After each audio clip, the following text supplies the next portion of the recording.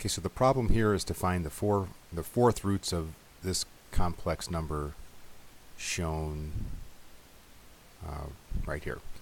So the first thing is we want to visualize what this is going to look like. So remember from our GeoGebra applet, we know there's going to be 4 answers, and we know they're going to be evenly spaced.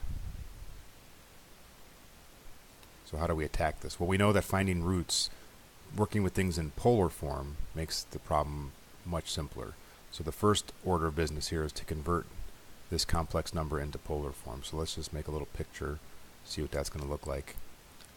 This is -8, so in the real dimension, I'm going to make an axis here, real, imaginary. I'm going to go 8 over to the left because it's -8, and I'm going to go down 8 root 3. So this is 8.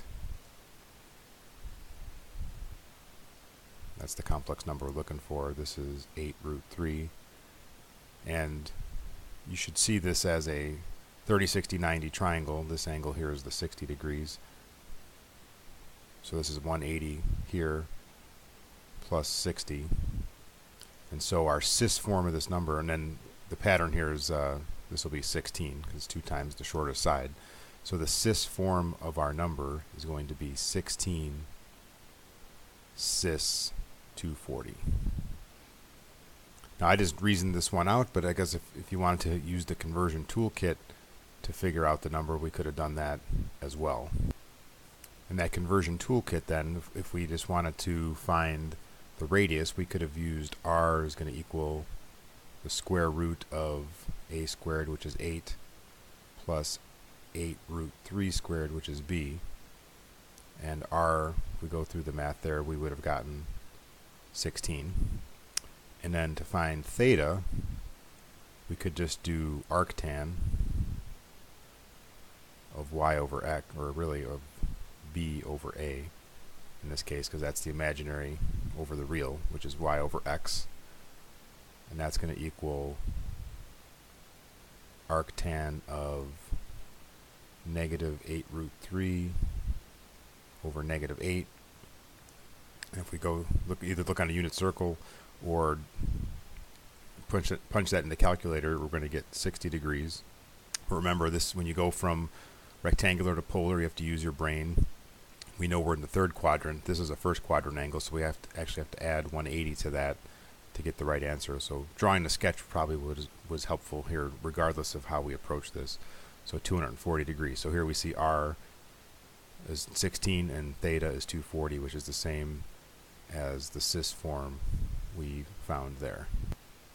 Alright, so now we know what number we're trying to find the 4th roots of. And remember, when we think about 4th roots, we're trying to solve the equation. I'm going to call z the 4th roots that we're trying to find. So z to the 4th is going to equal 16 cis 240. So when we find a 4th root, when we cube it, when we raise it to the 4th power, we're going to get the number we're trying to find the 4th root of. So it amounts to solving this equation.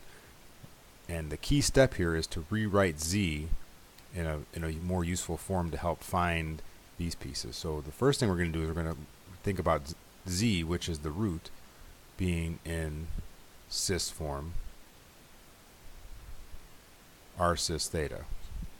So then when we make that substitution in there, we're going to have r cis theta to the 4th power equals 16 cis 240. And now we need to simplify this side to help it so we can equate pieces.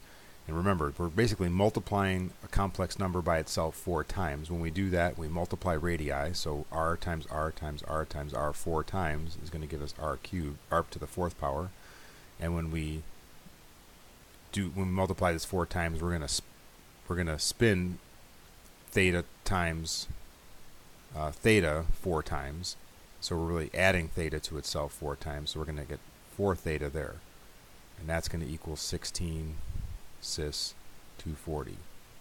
Well, now we have a cis equals a cis. This is just a complex number, so we can equate coefficients to figure out what's going on here. So basically we're going to take the r to the 4th and equate it to 16. So r 4th equals 16. We solve that, we get r equals 2.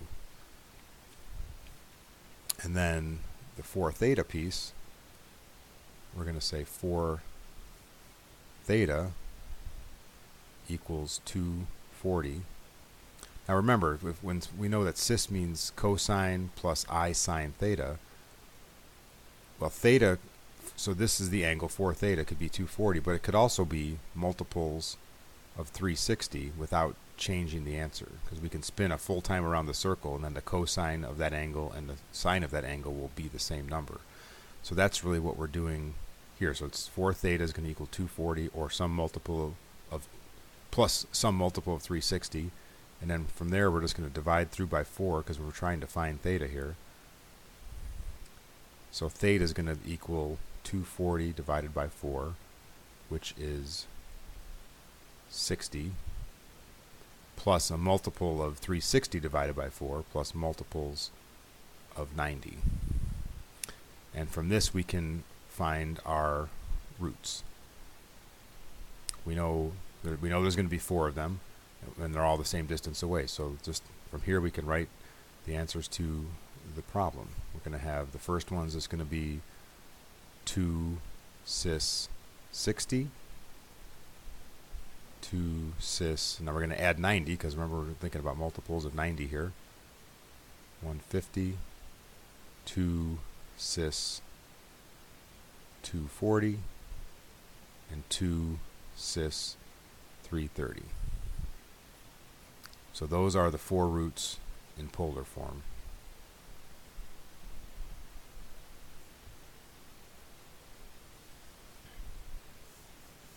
And then this problem also asks to find them in rectangular form. Well, that just involves converting these 4 points to rectangular. So that's what we want to do, is put these in rectangular form.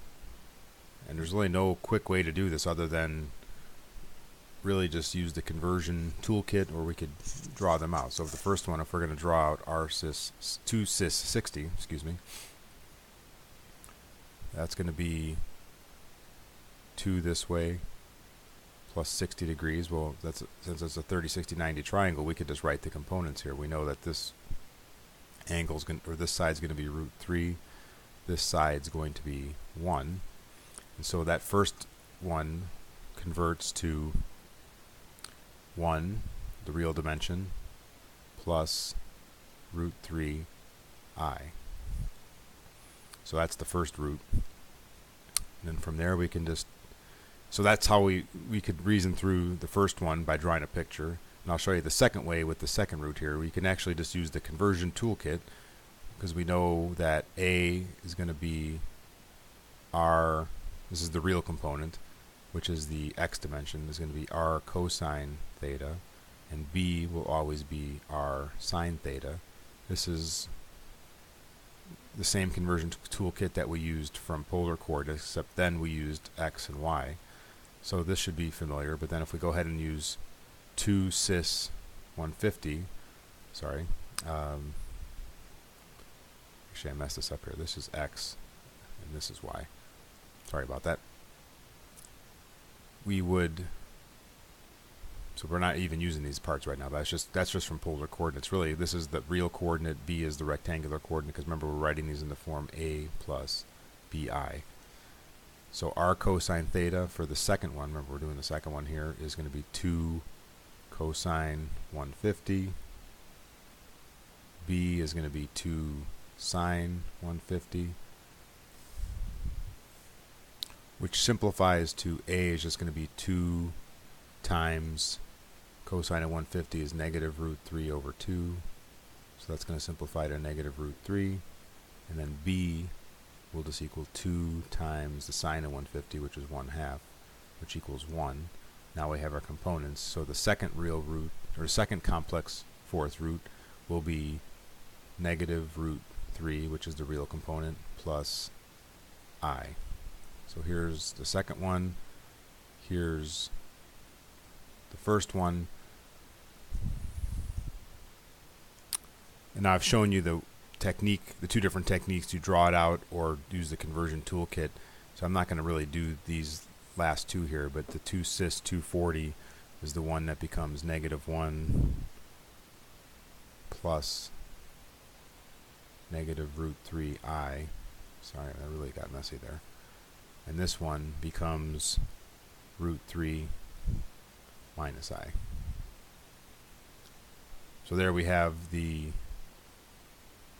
four roots. So again, these are they're listed here in polar form, and then these right here are the four polar form roots converted to rectangular form.